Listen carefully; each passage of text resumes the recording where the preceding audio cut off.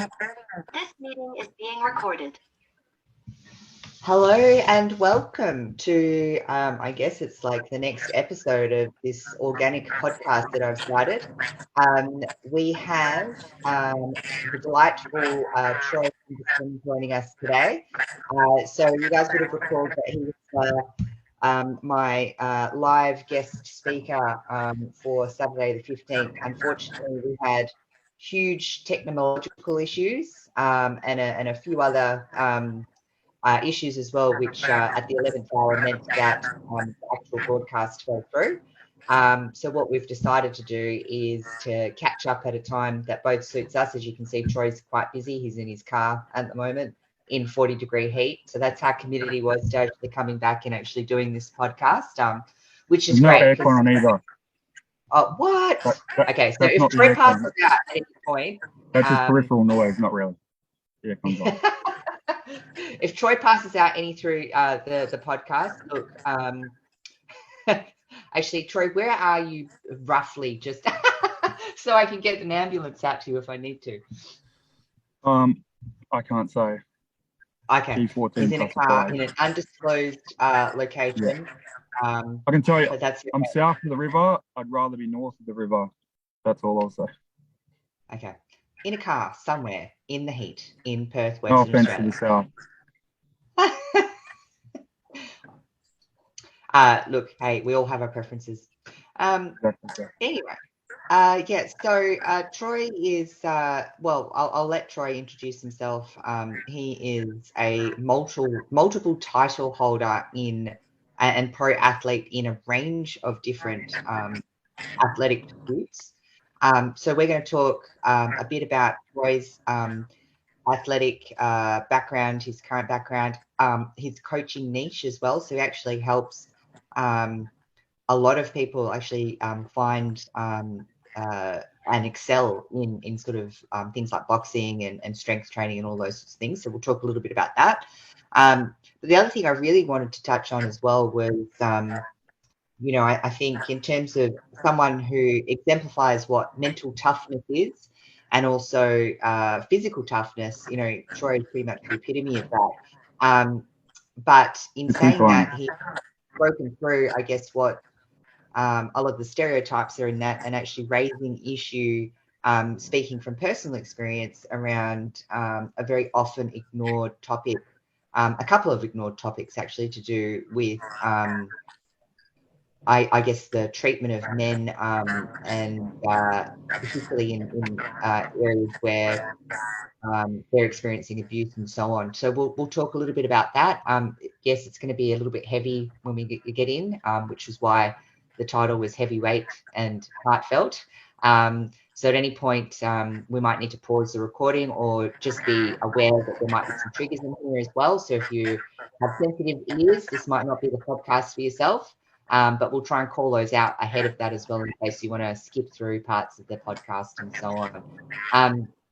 Troy is an esteemed member of our community as well. So when he gets his social media accounts back on and everything like that as well, if you've got any questions, do feel free to reach out. As I've mentioned before, the whole idea of these podcasts is to expose you to different people with different experiences, different approaches to fitness, different athletic pursuits and so on. Because as I said, if you are trying to make a change in your health and fitness, then having an exposure to what other possibilities are out there other than just simple weight loss or going to the gym. There's other things that you can do in terms of that journey. And then I think the other, I guess, golden thread that seems to be coming through a lot of these podcasts as well is how fitness can either help you build the resilience to get through really tough situations, or to actually really help you transform your life and make positive influences or impacts in other areas as well. So I guess that's the kind of gist. Anyway, again, as usual, I've done like a 10-minute intro, me talking, when the whole idea was to get a guest to speak. So over to you, Troy. Why don't you give us a bit of a history on what got you into athletics and also all the disciplines that you enjoy in terms of your fitness pursuits and your multiple titles and also, you know, where you hold your pro cards and so on. Thank you, Amy. like Christian Grey said, I enjoy several physical pursuits. Joking, not really. Very kind intro, by the way. Thank you.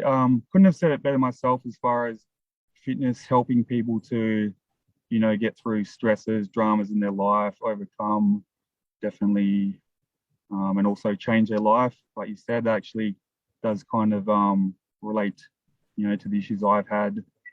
But as far as my background, grew up primarily in Geraldton, up north as well. Doing traditional martial arts from a young age, like karate, taekwondo, little boxing club at PCYC in Geraldton. So boxing and judo, pretty steadily from about as young as I can remember. Being from up north, we did lots of shooting and stuff as well. Joined Army Cadets, then Army Reserve when I was pretty young down in Geraldton. Love that, a lot of good memories. When I got into, the senior ranks, the Army Reserve, started doing the, unarmed combat stuff a little bit and martial arts. And that was when I started thinking, I wanted to compete as well. I was thinking, even though at that point, like throughout my youth, my goal had been to go into the army eventually. But just, as I got older and wiser, a bit more pessimistic about, our involvement in certain foreign issues. So, but I saw, hand to hand, kind of man to man or woman to woman combat as a very, pure pursuit. It's very fair. You shake hands before and after. There's no team to back you up. I mean, you have a team, but there's no one in there with you. So I was always drawn to that chance for, personal achievement, personal glory. If you win, it's down to you. If you lose, you can't blame anyone else. So I really like that. It was very much a testing ground. Also kind of got into strength training, Army Reserve, just body weight, calisthenics, all that sort of stuff to begin with. And yeah, just when I came to Perth, that's when I got more serious about competing. I'd always wanted to do wrestling. Didn't have wrestling in Geraldton, tiny little town. So came to Perth, joined the Claremont Tigers wrestling club. So I changed the name of the club a few times as we moved. So it was the Tigers and the Wolves. I was just trying to get what it was to begin with. So Claremont Tigers, a long time ago, started competing in wrestling. I'd competed in, junior boxing and stuff as a kid, karate meets, stuff like that, judo. Got into the amateur wrestling, loved it, Greco-Roman and freestyle. Took it from there. That was basically my main focus for quite a few years. I still kept training the other martial arts, boxing, wrestling, Muay Thai, having a few matches here and there. But my goal was to go to the Commonwealth Games, possibly Olympics for wrestling. It's funny because the TV issues and whatnot, kind of harkening back to that, I actually I got an offer to compete in professional boxing. The gym our wrestling club had moved to. Some of the people involved in pro boxing in Perth were watching me hit the bag, which I was just doing, for my other training, self-defense, fitness at the time, and offered me a fight. Said we'd like to get you fighting for us. Tried me out, sparring that a few times. I had boxed pretty consistently over the years, just not taking that seriously. Wasn't really my goal at the time, but amateur wrestling, amateur sport, obviously, there's no money in it. And for the pro boxing, obviously, you get paid. And had a partner and 2 kids. As you probably know, I wasn't there. I didn't make the kids per se, but raised them as my own since in nappies, and they're my kids. I love them very much. And so to help support her and the kids, I started fighting professionally. And yeah, I really love it.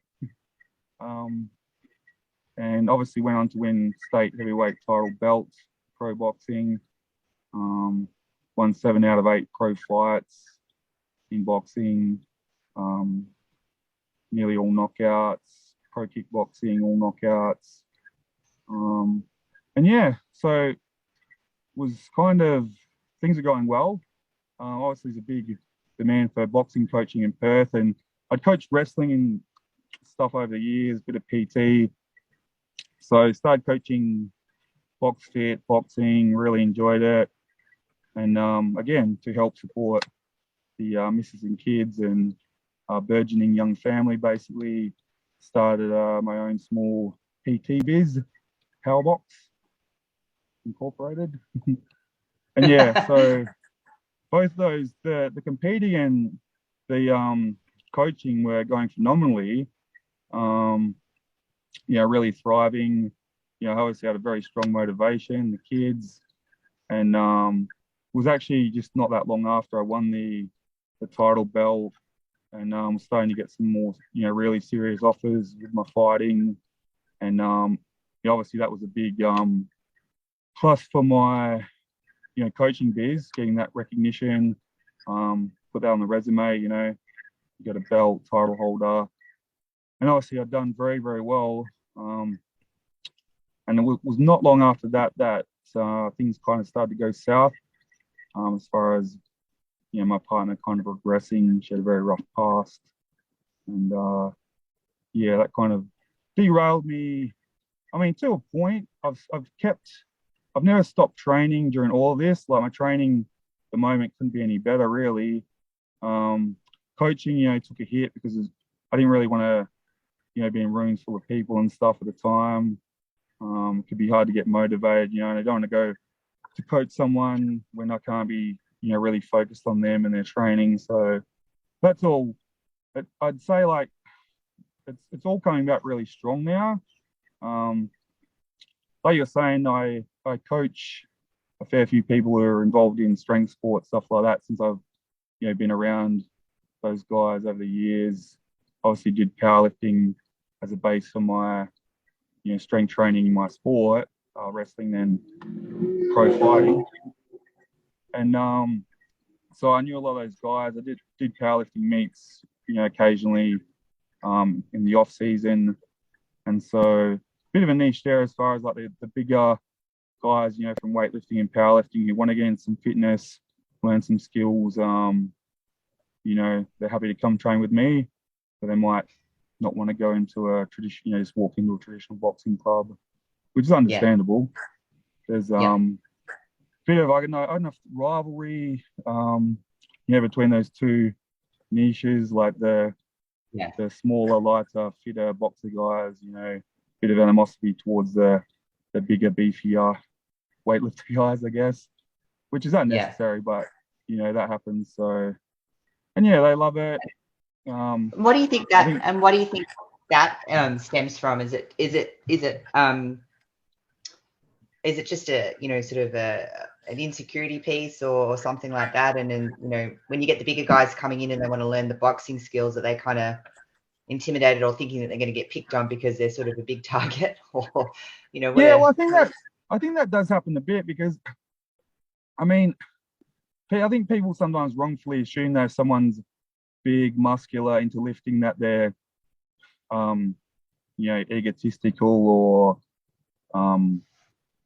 overly macho, or I'm sure you get what I mean. Like, so people obviously make they stereotype people, and obviously most of the time that's not necessarily the case. I think it's just because they've got kind of these. I think that the boxer guys and the martial arts assume that the big beefy guys, the BBGs, I think they think they even have an acronym, do they? yeah. I think they wrongfully assume perhaps that the big guys think they already can fight really well just because of their mass and their strength, and they want to kind of show them that's not the case. When again, it's unnecessary. I think to start any new discipline, you have to it takes a bit to put yourself out there, try something new. So a lot of respect to all my clients from that sort of niche who've taken it up. They're all really enjoying it, and I think that's always been that way a little bit. The boxer guys, I guess, I mean, the bigger, some of the bigger guys, I think, I mean, they have this a self-image that they're, that they can fight, I guess, or that, Yeah. the Yeah. strength and the mass will aid them in that area. And I think the smaller, not necessarily smaller. So ignore the terminology I'm using here. I'm just, this is how I think a lot of people perceive things. They object to that and they want to show them that, that's not going to help you in a fight, kind of thing. Yeah. I think I've summed that up fairly. Everyone has their strengths and you can use other people's strengths as their weaknesses and so on. So yeah, it's more of a mental game. Yeah. So what got you into martial arts from such an early age? Was that something your parents put you into? And what did you love about it? Like growing up in Geraldton, it's can be a pretty rough place. Going to public school, stuff like that. But also, I mean, just something I've just always been really attracted to, anything to do with fighting, martial arts, weapons, military history, war. Like, I think, just like when I was a kid, everything we watched on TV, cartoons, movies and stuff was all very masculine type characters, warriors. Yeah. A lot different The now. 80s macho man, one of my favorite type of movies, the action heroes. You had Rambo and Schwarzenegger. And my dad's side of the family, all pretty tough guys, mining background from up north, and I think it just rubbed off on me quite strongly. Also, even my mom's from the north of England, very, very academic, very accomplished, but she was always reading as Arthurian legend, knights of the Round Table, Camelot, stuff like that, Greco-Roman, myths and legends, Achilles and Hector. So, always just in a way bombarded by those types of characters. Thought they were really cool. Thought that's kind of the standard that a man should aspire to, even from a young age. So I guess I've tried to pursue that as best I can in the modern world, and try and accomplish, I guess, as much as possible in the modern world, a measure of that. Yeah. And I noticed as well that actually you train quite a lot of women in boxing, and well, basically kind of conditioning, strength and conditioning as well. And some of the videos that you've posted are pretty powerful. They're like little pocket rockets and really strong, and they seem to be really into it. So would you say that like in terms of your clientele, are they mostly men, or do you have like a balance between men and women? And then no, with the classes, I mean, summing it all up, there's more women than men for sure. The classes, again, it's probably down to the women can just come, swallow their ego and turn up to a boxing class, admit they know nothing about boxing and just enjoy it, start learning, where I think a lot of guys struggle to make that first step, admit, okay, I don't know anything about boxing, anything about fighting. I'm going to just go there, be humble and learn. I think the girls seem to do that more easily and just turn up and enjoy it, and they love it. They love it, yeah. So you think that, so for guys that are trying something different or trying to get into fitness, then there's almost a bit more of a barrier in terms of, doing something that makes them, maybe they don't know things, or makes them look like the amateur, and the barrier. So interesting. Yeah, well, it's a barrier for a lot of people with a lot of things, even outside the fitness world, isn't it? So my advice is, if you're interested in something, take that plunge, go give it a try. It's never going to be as confronting as you think. Most of the time, all of your worries were not warranted in the first place, and you'd be glad you did, basically. Yeah. And so the guys that you do take on that come on that one-on-one basis, so they feel a bit more, insulated from going to a, intimidating gym, you've got a lot of those guys as well, and they stick with you? Yeah, I mean, some people it's just for, the convenience. Some people, I think it's definitely that. I mean, it's like anything really, it's the further you are away from being, I guess, competitive or up to scratch in an activity, you know, the more intimidating is the start, perhaps. Yeah. I mean, if you're 140 kilos, going to a ballet class initially is going to seem very daunting. So yeah, the one-on-ones are good. I mean, I like coaching people one-on-one just because you can give them so much, you know, technique and really the deeper theory in your sessions. Like we get that in the classes pretty good. I mean, like you said, the videos of the girls, you know, just even the ones that do one session a week in a fairly short period of time develop some really pretty, you know, high level fundamentals. So I think girls in a lot of ways are easier to coach. They don't not so many preconceived notions. And yeah, so like a lot of things, if you're coaching someone from scratch who's just taking it all in, it's easier coaching than someone that has some preconceived notions or has done a bit of it before but incorrectly. Yeah, like watches too many YouTube videos, listens to the wrong people, isn't coachable, and has a bit of an ego. Yeah, interesting. Watching too much UFC, yeah. So, all right, definitely. So now I understand that you love a little bit of history, a little bit of philosophy, and a little bit of ballet. So tell me about that. Very You're a much. philanthropist. I can't even speak. This is what happens Saturday afternoon. A philanthropist? Philanthropist. Yeah, there you go. Philanthropist. Yeah, I mean, not to a massive degree, but yeah, I mean, ballet is something I really enjoy watching. Again, when I was young, my mom wanted me to have an interests outside of fighting, war, you know, weapons. So ballet, something I've always really respected. I mean, when I was young, you know, reading about, you know, champion boxers and wrestlers who did ballet classes to improve their balance, footwork, stuff like that. And definitely, I mean, there's the connections you can see watching ballet, you know, the connections with boxing, wrestling, you know, sword play, all those things, they're very, very obvious. And, you know, obviously, you know, people of the Renaissance era, you know, the more notable cultures of the past definitely appreciate the performing arts. The performing arts and, you know, the manly arts, I guess you could say. And, you know, there's no reason they have to be mutually exclusive. You can develop your mind, your body. You can, you know, you can box and fight. And you can also enjoy ballet if you want. So yeah, I think ballet, you know, you'd be hard pressed to find any more disciplined or focused athletes than ballet dancers. That's for sure. They live it 24/7. As far as the philanthropy, just, you know, donating in the past when I had more money, you know, not so many fees, you can imagine.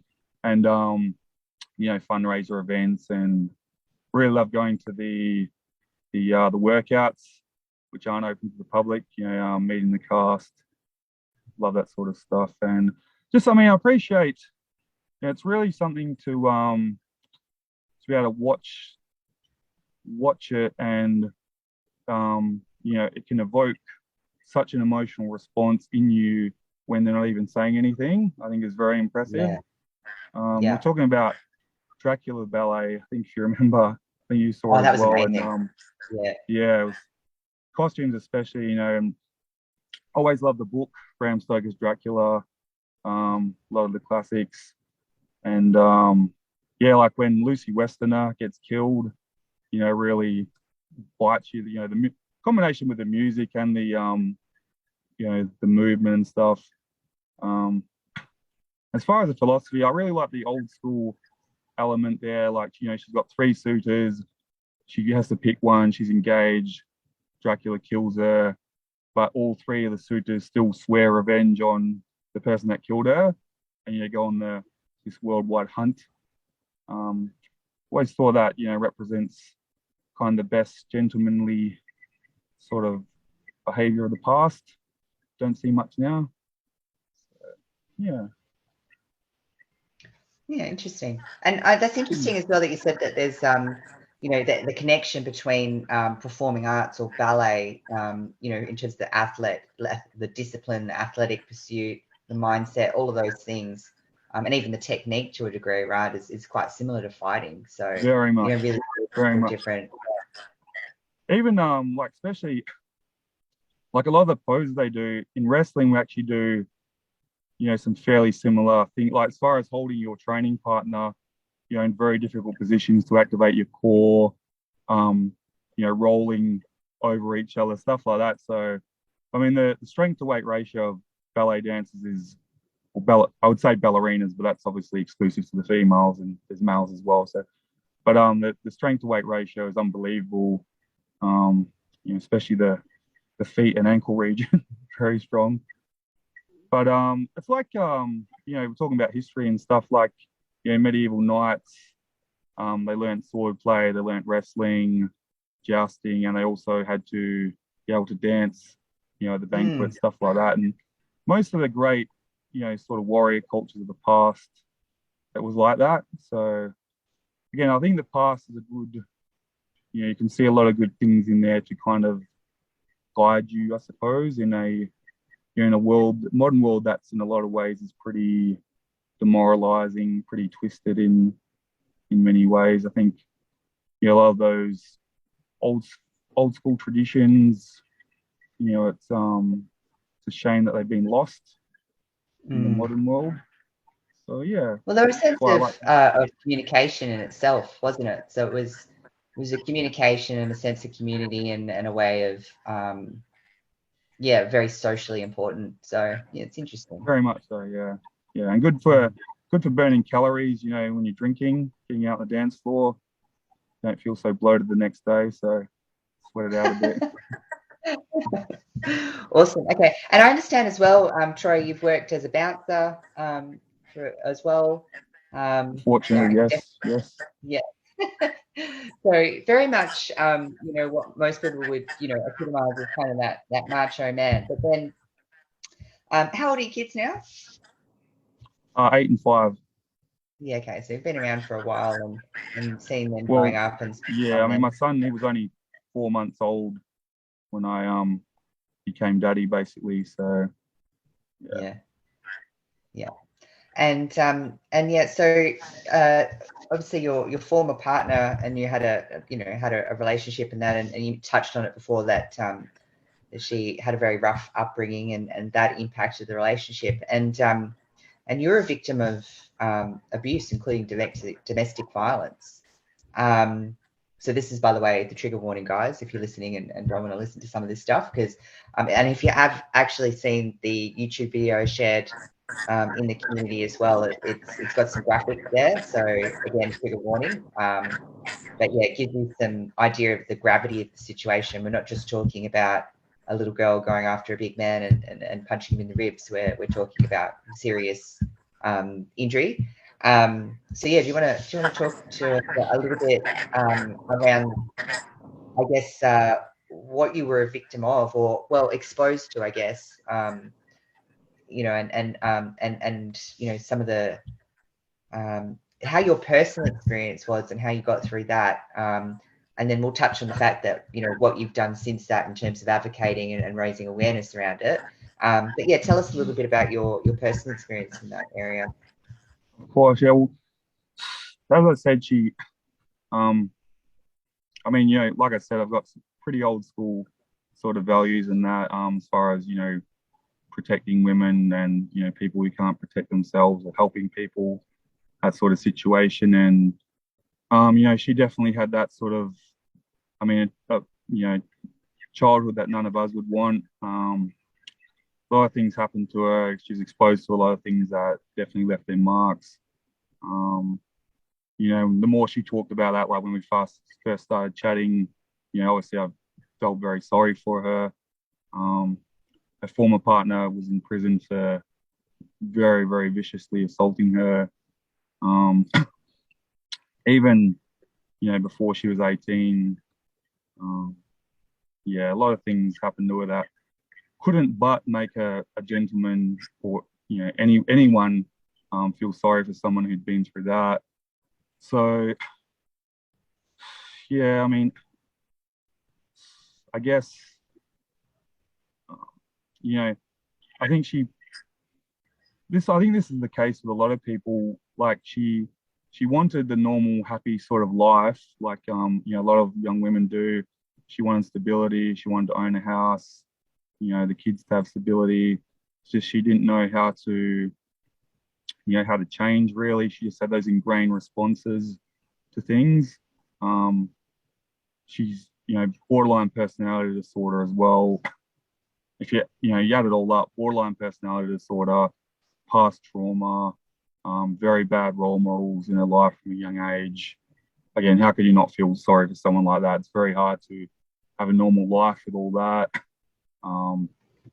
So yeah, her behaviour, early on.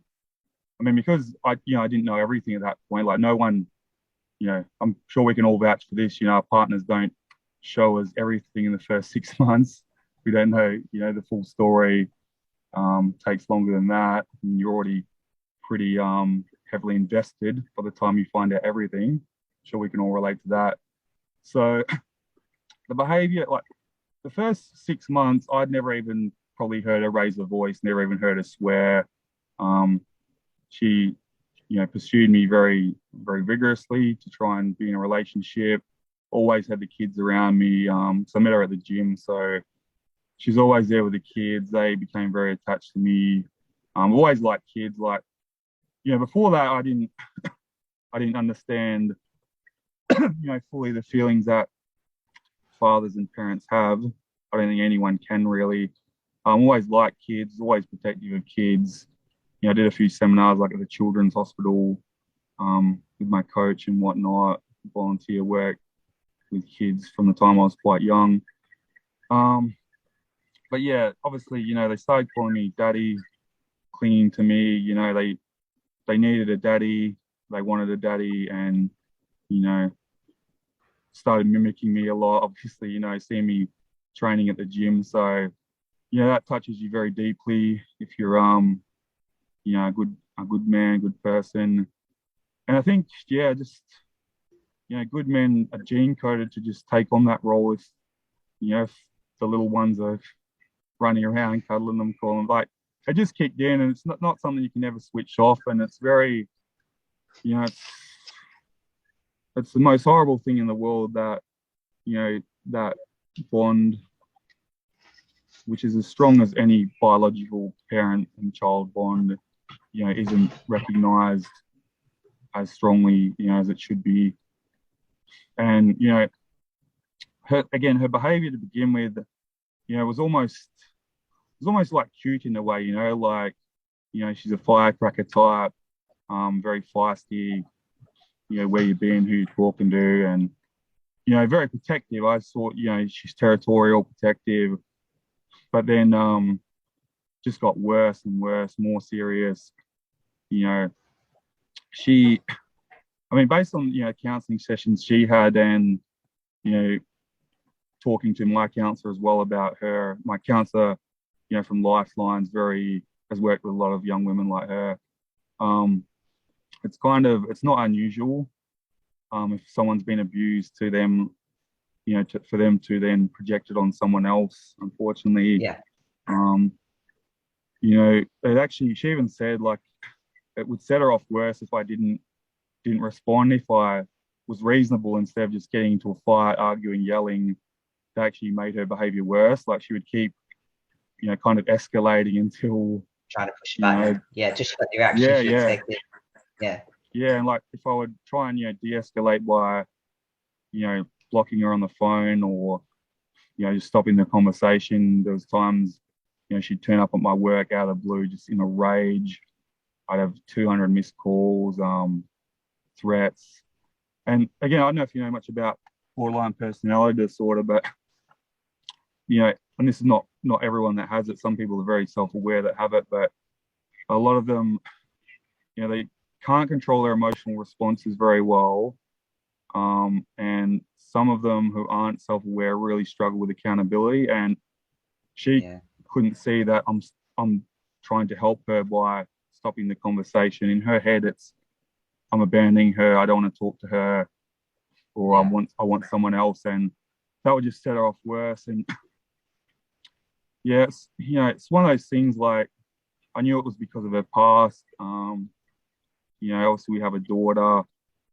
I would see my daughter running around, you know, carefree, happy, playing, and think that's once what she was like, the mother, before, you know, things that shouldn't have happened to her were allowed to happen. She wasn't protected or guided properly. And, you know, how can you just turn your back on that? Like, I knew, you know, it would have been the best thing for me to just, you know, cut her off a lot earlier in the relationship, but it wouldn't have been the best thing for the kids. She was very insistent that she needed help to change, that she needed, you know, someone around to kind of hold her to account, because when she was, you know, when she was feeling desperate or down, you know, her resistance was low, she would revert back to the old sort of really destructive behaviors.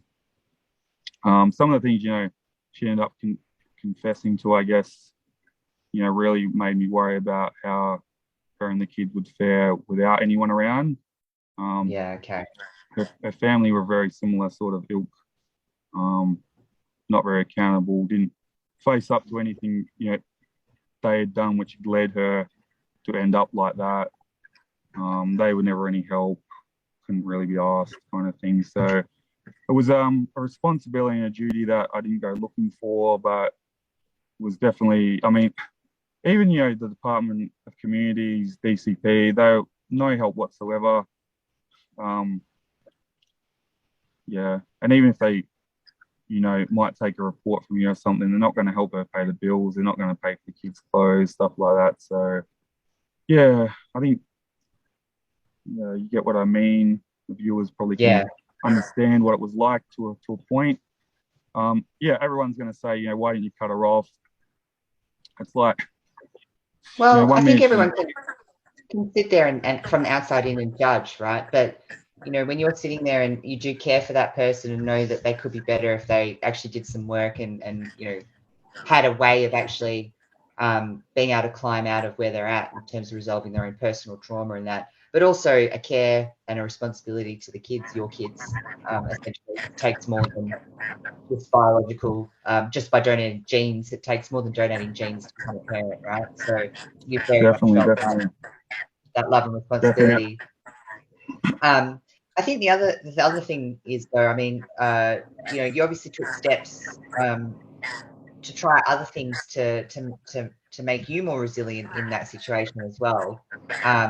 You know, not a lot of men will go and actually reach out to a counsellor. So did you do that early on in the piece, and how did you find the courage to do that? Well, I was fortunate in a way. The work I do in community services, I work with the homeless, mainly security type role, but there's a social work element, you know, interacting with the clients and stuff. We had lifeline counsellors come in a couple of times a week, and kind of when I first really got down was when she, you know, told me, you know, some of the things she'd been doing early in the relationship, unbeknownst to me. You know, certain people she'd had around the kids and stuff around the house, you know, before we were, you know, living together, and stuff like that was extremely distressing. You know, because by that time, I mean, we're living together, you know, like Ozzy and Harriet, you know, I'm paying the bills, we drop the kids off at school together. You know, again, BPD, very much two sides to her. I saw, you know, like she had like a country girl kind of side to her in a way. Obviously, you know, was great. Like you said, you know, people using sport and fitness to change their lives. Like she came into the gym when I met her, you know, very little self-confidence. She'd been in a DV relationship, brutal, you know, since she was quite young. 2 young kids. She's on Centrelink basically, you know. And from there, you know, she started doing a bit of CrossFit and started joining the wrestling class. She lost weight. She got very fit. You know, her self-confidence just went through the stratosphere from where it was. Obviously, that, you know, helped her self-esteem tremendously. Gave us, you know, something to focus on, something positive, sense of self-worth. You know, she started to see herself as, you know, that she could be a good role model for the kids and other young women who'd who'd come from a similar background, and obviously, you know, I thought that was just such a beautiful thing, like such a, you know, transcending your past like that. I mean, yeah, they make movies about that sort of stuff, don't they? So it was really great to see that. Eventually, she competed in the wrestling on the wrestling mat.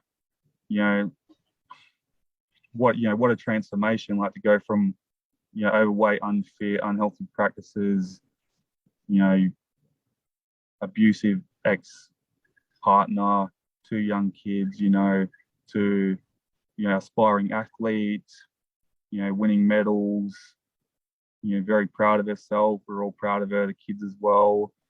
And, you know, then deciding she wanted to become a personal trainer, you know, coach other people. And like, yeah, I mean, I'm sure everyone can kind of understand, like, she would go through these periods of great progress that were really pretty inspirational, you know, like, even though I did my best to help her and encourage her, and so did other people, it still obviously came down to her putting in a lot of work as well. And, you know, it's not easy to go from where she was to, you know, competing on the wrestling mat. Starting at a baseline, right? Just starting yeah. Not staying on. She's not starting on a level playing field. Yeah. No, she's not. You know, didn't grow up in, you know, nice household doing sport. You know, that self-confidence kind of. I mean, when she. Sorry. Still there? Yeah. Sorry. Low back. Yeah. Come on. But yeah, it was tremendous transformation. She would, you know, then she would do things that were, you know, really inappropriate.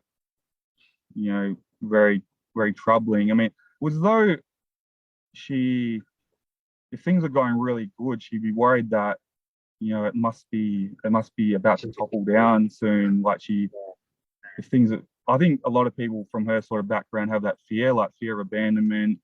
It's too good to be true sort of thing. And they end up manifesting their own disaster that they were worried about in the first place. So that was really a shame. But then you'd see this really good progress and lots of promises to change and to go to her appointments.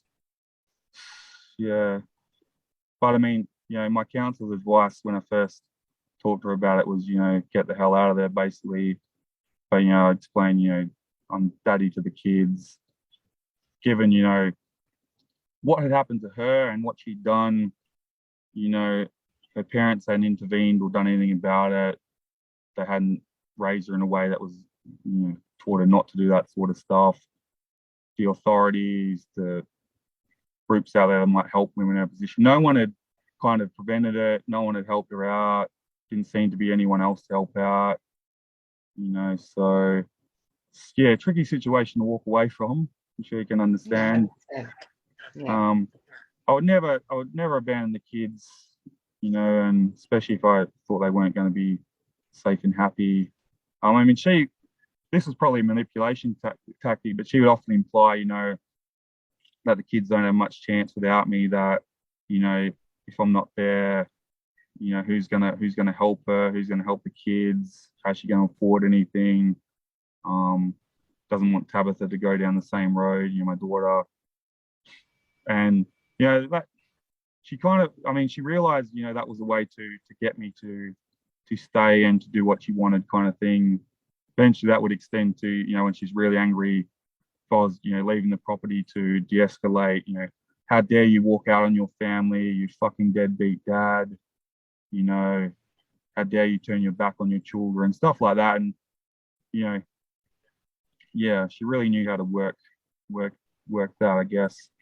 Yeah. And so how far into the relationship did she start getting physically abusive towards you? Probably about 9 months in. Yeah.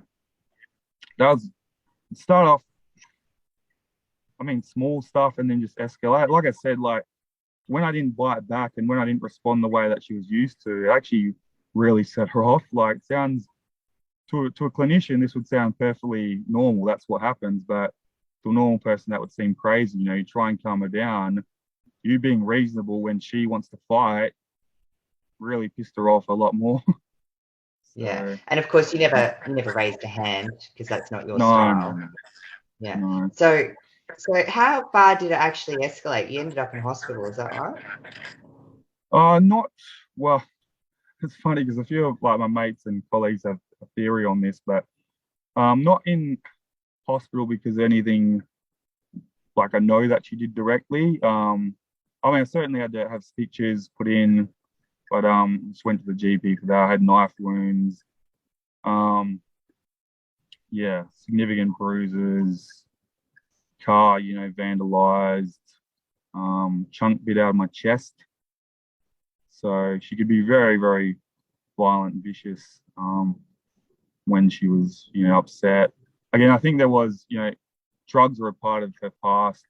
I think there were because I'd never been around that, I didn't recognize some of the signs. I think she was probably sometimes when I was at work and whatnot, probably, using or coming down. But it's so tough because I talk about mental strength here. I was working my ass off my normal day job. Then I started the PT because Mrs. and two kids are very expensive, two young kids, and to try and get us ahead, and I thought that would help calm her down, that stability and, showing her, we've got a bright future ahead if we can just, rein this in. And working those two jobs and training, and then, you're looking after two kids. I've always trained very hard. I needed to train because I needed that escape sometimes from her and, the stress relief, as you can imagine. So I was very, very tired a lot of the time. But there's one time I was,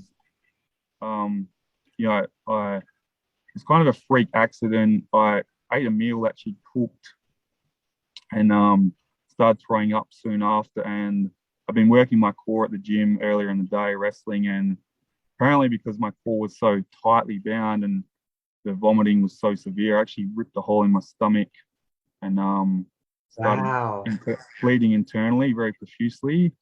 Again, it's kind of a joke amongst, kind of a sick joke. I mean, I laugh about some of the stuff now, because again, that's the culture amongst a lot of men. You're like on Chopper, it's like your mom stabbed you. You don't get upset. Okay, mom stabbed me, off to the hospital. It's kind of like that. But yeah, like, my boss and some of my colleagues saying, she probably poisoned you, stuff like that. But anyway, regardless of that, internal bleeding was funny because a house out the back was, really sandy. I'd started throwing up just normally, and because I didn't want to make a mess inside the house, I just went out the back. I thought, I'll just kick sand over it the next day, and just excruciating pain in my stomach. But I thought, it's just like any sort of guts ache, you just got to ride it out. And so I'm vomiting and writhing around on the ground, thinking, shit, this has got to pass eventually. And I think it's just stomach acid coming out. And then she came outside with a torch, and there's blood everywhere. Initially just normal vomiting, and then I just vomited up so much blood it looked like a murder scene, and I could hardly stand up at that point. So she called an ambulance. They came there very quickly, put me on drip. The drip and the straw thing, amazing feeling to have that pain go away. And I got to the hospital. I was quite sick. Had to have a blood transfusion in the end. Because I'd tried to write it out, I didn't realize I was bleeding, through my mouth, basically. I had to have a blood transfusion. Was very, very sick. Had to have staples put in my stomach through my mouth for an operation. Was in hospital for, I think, probably 10 days. But funnily enough, I'd had a boxing bout scheduled. Turned out to be a week after I got out of hospital. So again, like, we needed the money. I had to weaken a bit off work. My boss was always very supportive, but we needed that money, and I just felt, might sound ridiculous, but I still wanted to compete. I'd signed the contract, so I thought, it's a good test. As ridiculous as that might sound to some people, again, looking at history, like, people have fought under worse conditions, dysentery, severed limbs, in the past. So I tried to, like a lot of the pain I've gone through in my life, try and downplay it, in comparison to, what the tough people of the past have gone through. So I went through with the bouts. Thankfully, he didn't hit me in the stomach, and I knocked him out in the second round. We got the money, and I survived. So, but yeah, that was starting boxing in the first place, and that fight on those conditions was all really for her and the kids. So even though I enjoyed it, definitely, interesting story for you. No, it certainly is. And so, obviously, you've got obviously quite a lot of empathy, even for your former partner and so on. How did it make you feel during at that time when you kind of at the point like getting knife wounds, knowing that you can't sort of retaliate, and then almost like kind of, I mean, were you a little bit embarrassed? Did you feel any like shame? Do you feel like you could talk to people about it? Did you try and hide it? What did you do? Well, I mean, again, I couldn't help but go back to, she doesn't mean it's because of her past. She wants to change. Like eventually, she's gonna mature. We can get past it. She can get over it. Yeah, and that's the problem. BPD, it's almost like bipolar. She sometimes 5-10 minutes afterwards, she'd be so apologetic, but she just cut you or something or tried to stab you.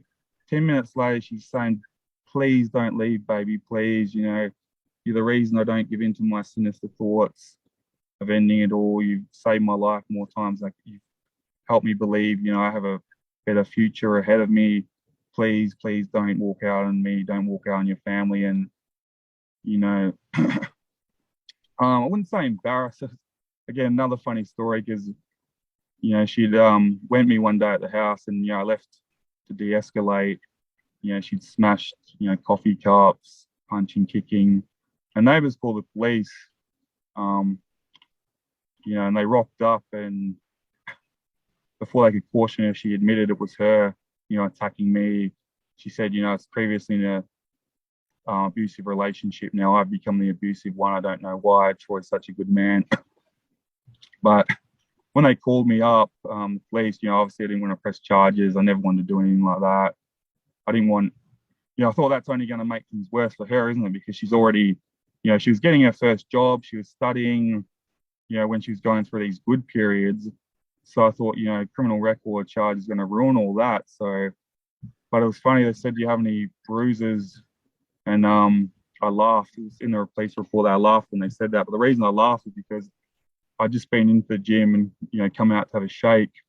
And I did have bruises and marks on my face. And they said, "Oh, you've been sparring again." Because whenever I had any marks, because people knew I was, boxer, wrestler, fighter, if I had marks from her, I'd just say it's from sparring and training. So, yeah. Okay, so you had a good cover. Yeah. Yeah. But, right. Yeah, Okay. I mean, it's like, you feel like you can take it. Definitely like the physical pain, for me isn't that bad. It's just everything that's happened since then, the threat of being alienated from the children, that's what really gets a man or, any parent down and makes you, can take you to really dark places. Yeah. Yeah, so let's talk a little bit about, let's pivot and talk a little bit about that, because that's another issue. So firstly, you've done a little bit in the public space to talk about and raise awareness around domestic violence towards men. So what have you done in that space? Just, I mean, telling my story and, I mean, pointing out that the abuse can come in many forms. I think, amongst most people, like looking on Facebook and stuff, a lot of women really realize that, a lot of other women are, abusive, particularly through the children, and manipulate men for the children or hurt them out of spite by withholding the children from them. So I think the awareness about that is getting pretty good, but certainly, the people in office are not interested in really tackling that at the moment. I mean, our current, Department of Communities, DCP, their minister, I think their narrative they like to stick to is that women don't commit domestic violence, only men do. And, if you want evidence of that, like, I was looking on the minister's Facebook page. I went back 6 months and, her mandate, her her ministerial portfolio is part of it is preventing child abuse, child endangerment. There was not one post about stopping child abuse, stamping it out, recognise it was all about DV against women by men. Nothing about, DV by women towards men. Nothing about DV towards children. Again, I'm certainly not someone who's trying to say it's all one side or this side's bad or that side's bad. Too many people fall kind of into that. The fact of the matter is, women sometimes do hurt and harm their children and their partner. Sometimes men do it as well. Really, the statistics I've seen as far as, children being hurt by their mothers and the mothers not being held accountable is really, really fucking disgusting, I think. And certainly in my case, I mean, when she's finally, had regressed to the point where she's doing things like that, the department's response was, our position is she only does that because you set her off.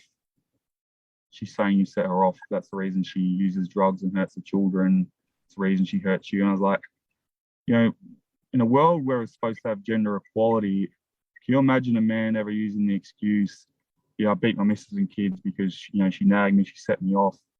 You'd be lynched for even implying that was acceptable.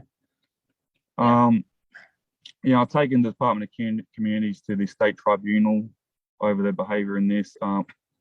In fact, like when she was being looked at by the police for child abuse, they even hid the fact that they had confessions by her on record to that effect. So, I mean, a lot of jurisdictions around the world, they'd be considered aiding and abetting, to avoid someone being held accountable for their crimes.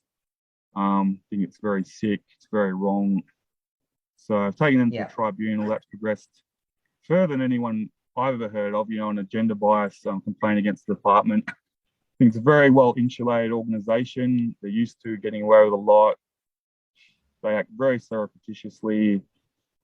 Don't want to answer questions about why they did this, trying to hide behind technicalities or we weren't providing you a service, so you can't make a complaint under the Goods and Services Act, things like that. And as I said to the judge, the people outside these walls expect a lot better than that from our public servants, the authorities that are out there to protect our children. We don't want them hiding behind technicalities to avoid being held accountable for their immoral behaviour, for getting it wrong, doing things wrong intentionally because they think they can get away with it, So, yeah. Well, it's also up to our government to actually stay in tune with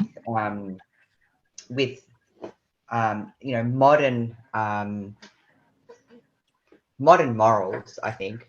Well, they're not even modern, they're just morals, right? But there's, to hold on to archaic belief systems, that the whole idea that there's this narrative that, a woman would never hurt children, or a woman's place is to be the primary caregiver to kids, is holding us back as a society, So I think, and when you ignore what's actually happening in the felt experience, then you're putting people in danger and potentially the people that you're supposed to be protecting. So, I can understand that myself.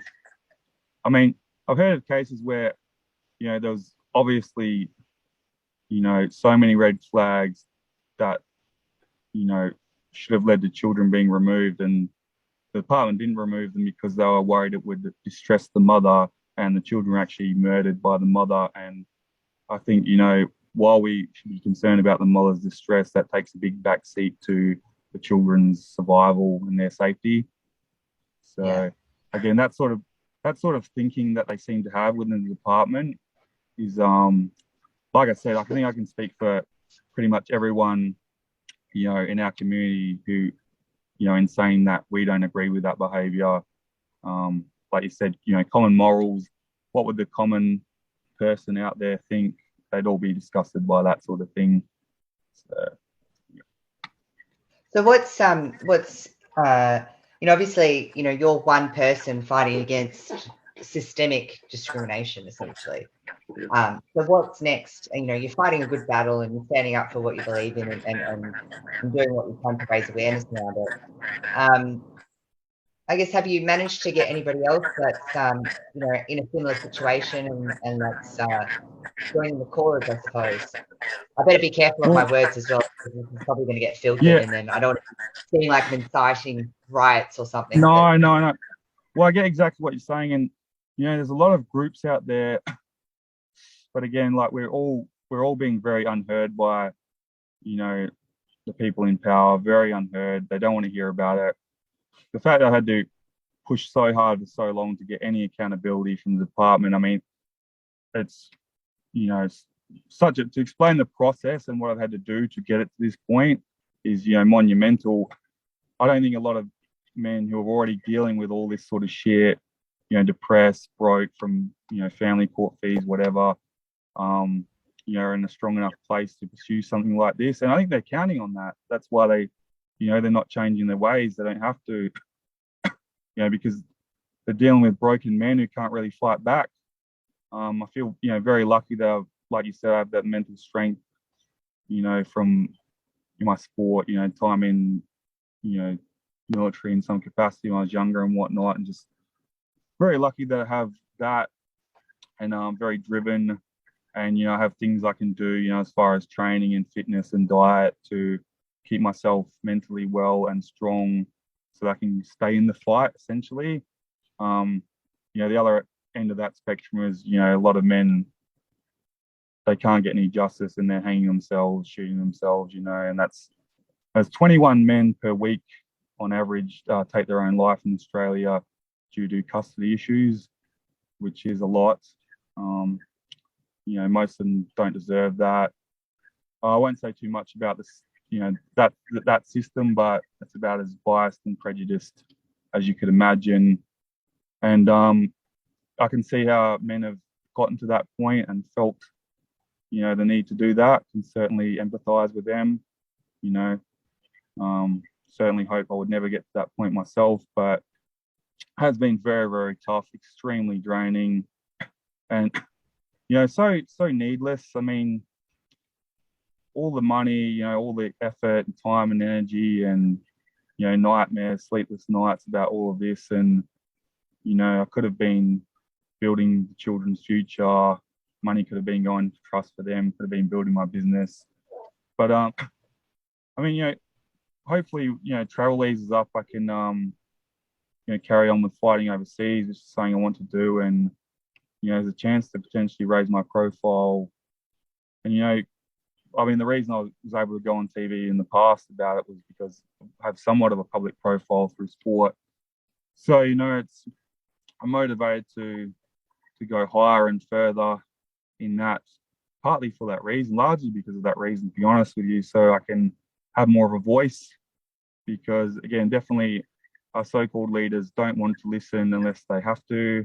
If you're just a common man or woman, they won't listen. They won't be held accountable if they can, they can help. You have to be very smart, very driven, very energetic, and very tough to take it to the point where you get any accountability. And then if you're lucky and if you're still there at the end. So, yeah. Yeah.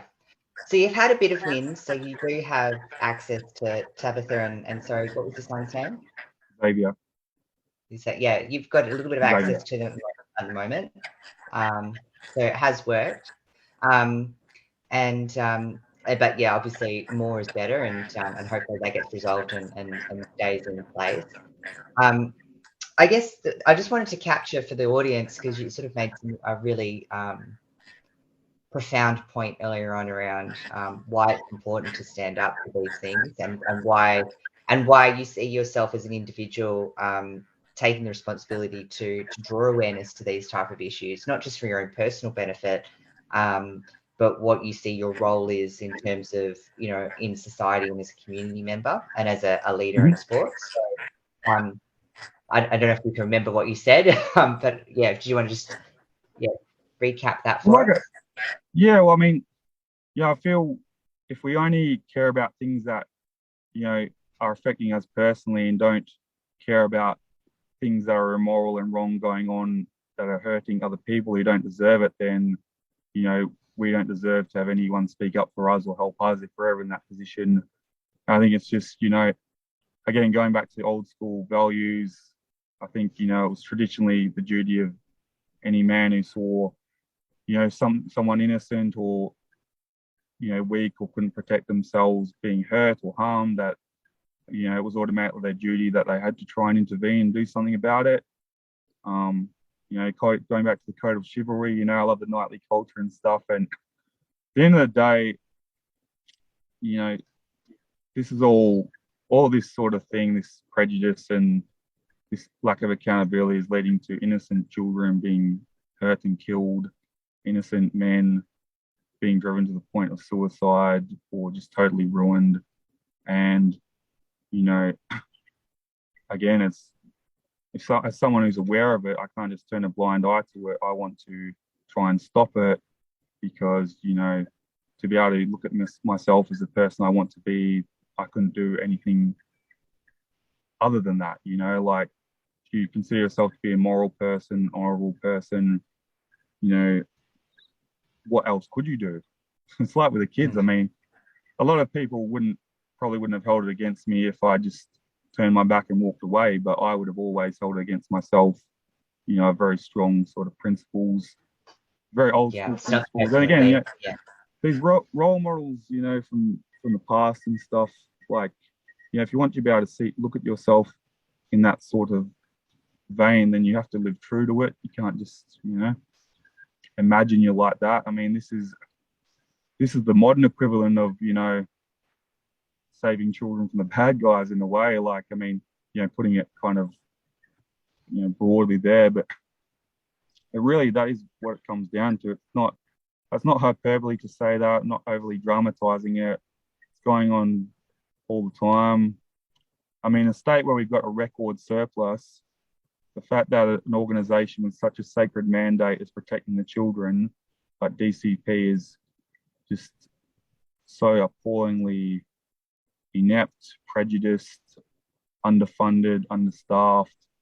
Again, if it was a staffing or funding issue, I could empathize with that, but certainly in my case, a lot of other cases, it was really blatant prejudice and gender bias. So yeah, I mean, I see it's my duty. I couldn't do anything else. I literally couldn't let it go. I couldn't turn my back on the kids, and simple as that, really. Yeah. No, I think well, look, all the best to you, and hopefully that works out. And thank you so much for taking the time to share your story. And yeah, I really appreciate it. I think it's a really important message.